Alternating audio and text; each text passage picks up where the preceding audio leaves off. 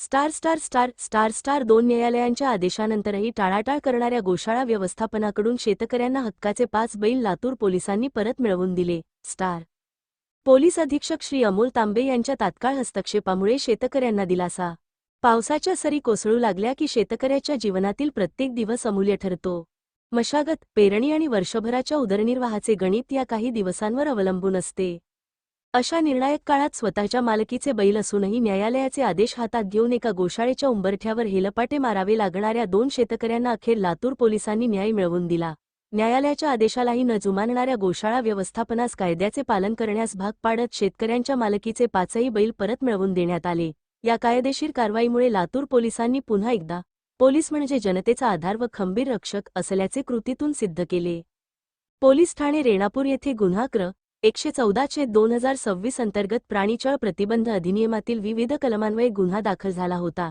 या गुन्ह्यात शेतकरी बळीराम नारायण भालेराव व दिनेश आबासाहेब कातळे रेणापूर यांच्या मालकीचे एकूण 5 बैल कायदेशीर प्रक्रियेनंतर परभणी जिल्ह्यातील राणीसावरगाव येथील छत्रपती शिवाजी महाराज गोशाळेत ठेवण्यात आले होते.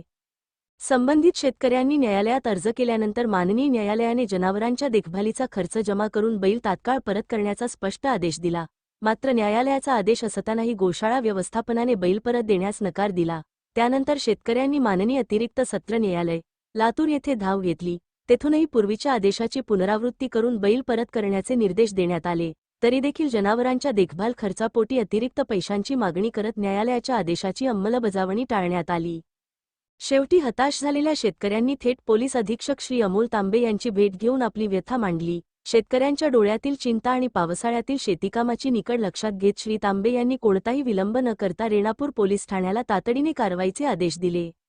न्यायालयाच्या आदेशाचे पालन न केल्यास संबंधितांवर कायदेशीर कारवाई करण्याच्या स्पष्ट सूचना देण्यात आल्या.